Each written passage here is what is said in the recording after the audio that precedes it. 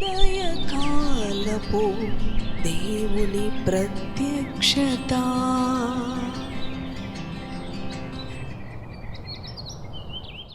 Praise the lord, హల్లెలూయా.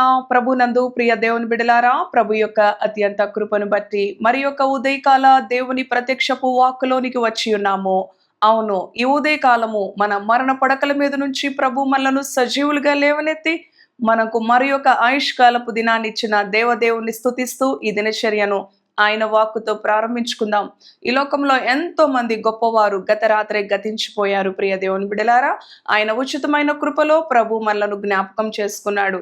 రండి, ఏ పరిస్థితులను బట్టి చింతించక కలవరపడక దేవుని వాక్యమును ధ్యానిద్దాం, దేవుని శక్తిని పొందుకుందాం. పరిశుద్ధ గ్రంథములో నుంచి నిర్గమాకాండము 17వ అధ్యాయము 11వ వచనమును ధ్యానం చేసుకుందాము. మోషే తన చెయ్యి పైకెత్తినప్పుడు ఇశ్రాయేలీలు గెలిచిరి. మోషే తన చెయ్యి దింపినప్పుడు అమాలేకీలు గెలిచిరి. హల్లెలూయా, దేవునికి స్తోత్రం. ప్రభునందు ప్రియ దేవుని బిడలారా, చదువుకున్న వచన భాగంలో మోషే తన చేయి పైకెత్తినప్పుడు ఇశ్రాయేలీలు గెలిచిరి అని చదువుకుంటున్నాం.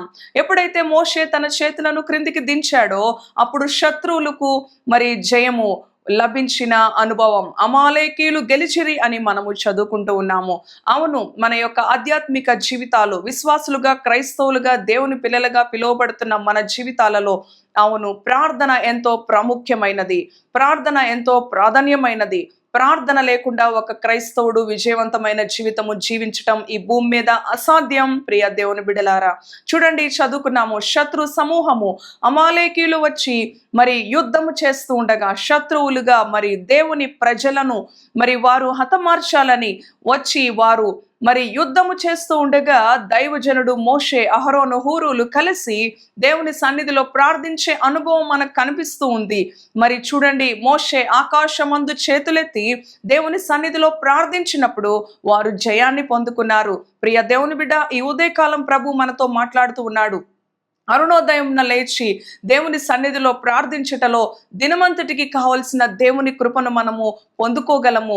ఎలాంటి ఓటమి, ఎలాంటి శోధన, ఎలాంటి కీడు మన కుటుంబాలకు, మన బిడలకు కలగకుండా ఉండాలి అంటే ఆకాశము తట్టు, పరలోకము తట్టు మన రెండు చేతులెత్తి దేవుని సన్నిధిలో ప్రార్థించే అనుభవాన్ని మనము కలిగి ఉండాలి.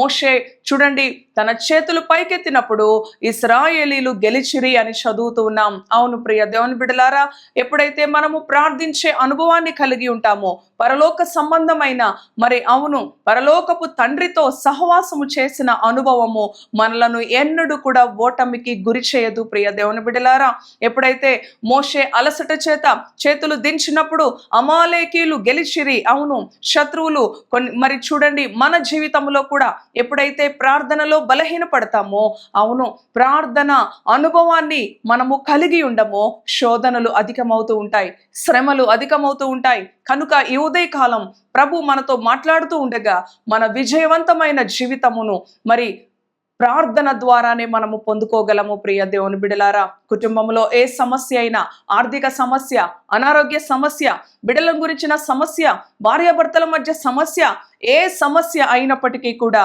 అవును, మోషే చేతులెత్తి మరి పరలోకపు తట్టు తన చేతులెత్తి ప్రార్థించినప్పుడు గొప్ప జయాన్ని పొందుకున్నట్లుగా నీవు కూడా ప్రార్థించే అనుభవాన్ని నేర్చుకున్నప్పుడు అవును, నీ కుటుంబాన్ని విజయవంతమైన అనుభవంలో, ఆరోగ్యకరమైన అనుభవంలో, సంతోషకరమైన అనుభవంలో నీవు నడిపించుకోగలవు. ప్రియ దేవుని బిడలారా, చూడండి, దేవుని వాక్యం సెలవిస్తుంది, మీరు శోధనలో ప్రవేశించుకుంటున్నట్లు మెలకువగా ఉండి ప్రార్థన చేయమని.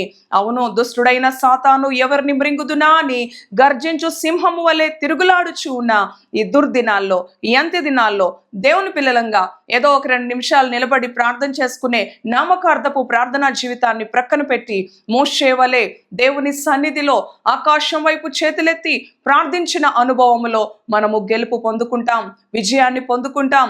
బిడ్డల విషయంలో కానీ, కుటుంబ విషయంలో కానీ, అనారోగ్య పరిస్థితుల విషయంలో కానీ, ఆర్థిక పరిస్థితుల విషయంలో కానీ, నీ ఆధ్యాత్మిక జీవితం దినదినము కూడా అభివృద్ధి చెందుటలో కానీ ప్రార్థన మనకు ఊపిరి వంటిది. ప్రియ దేవుని బిడ్డలారా, ప్రార్థన మనకు శ్వాసగా మారాలి, ప్రార్థన మనకు ఊపిరిగా మారాలి.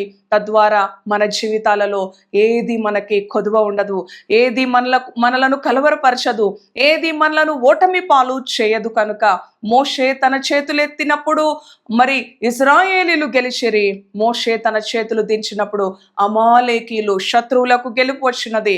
మన జీవితాల్లో కూడా శత్రువుకి గెలుపు రాకుండా, అవును, మనము దేవుని యొక్క సహవాసముతో, ఆయనతో సన్నిహితమైన సంబంధం కలిగి ప్రార్థనా జీవితాన్ని అలవర్చుకుందాం. ఆయన త్వరలో రాబోతూ ఉన్నాడు. అంత్య దినాల్లో జీవిస్తా ఉన్నాం, దుర్దినాల్లో జీవిస్తా ఉన్నాం. మనమే కాదు, మన కుటుంబీకులందరూ కూడా ప్రార్థన అనుభవాన్ని కలిగి ఉండాలని, పరలోకపు తండ్రితో నిత్యము సహవాసము చేసే అనుభవము విజయవంతమైన అనుభవంలో నిలబెడుతుందని బోధించాలి ప్రియ దేవుని బిడ్డలారా. కనుక మరి తలలు వంచండి, దేవుని వాక్యానికి విధేయత చూపి, అవును ప్రభువా, ప్రార్థించే అనుభవం నాకు కూడా దయచేయి. మోషే ఎప్పుడైతే మరి చేతులెత్తి ప్రార్థించాడో వారు గెలిచారు. అటు రీతిగానే అని దేవుని సహాయాన్ని కోరుకుందాం ప్రియ దేవుని బిడ్డలారా. పరిశుద్ధుడా, కృపగలిగిన తండ్రి, నీకు వందనాలు. ఈ ఉదయకాలం నాయన తండ్రి, నాయన నీ వాక్కు ద్వారా నీ బిడలను దర్శించారు. మోషే తన చేతులు పైకెత్తినప్పుడు ఇశ్రాయేలీలు గెలిచిరి. అవును ప్రభువా తండ్రి, ఓటమి లేదు నీ బిడలకు తండ్రి, ఎన్నడూ కూడా ఓటమి లేదు. శత్రు సమూహము వచ్చి పడినప్పటికీ కూడా తండ్రి ఎన్నడూ నీ బిడలను ఓటమి పాలు చేయలేదు ప్రభువా. ఎందుకంటే ప్రార్థించే అనుభవము కలిగి ఉంటారు నీ బిడ్డలు. అలానే తండ్రి నాయన ఈ ఉదయకాలం ఈ మాటలు విన్నా నీ బిడల యొక్క జీవితాలలో ప్రార్థనలో ఎక్కడ బలహీనపడినప్పటికీ కూడా ప్రార్థనే ఆయుధంగా, ప్రార్థనే ఊపిరిగా, ప్రార్థనే శ్వాసగా మారినప్పుడు ఏ ఓటమి, ఏ భయము, ఏ కలవరము, ఏ శోధన వాటిల్లదు ప్రభువా. నీ రెక్కల నీడలో నీ బిడలను సురక్షితంగా భద్రపరచండి.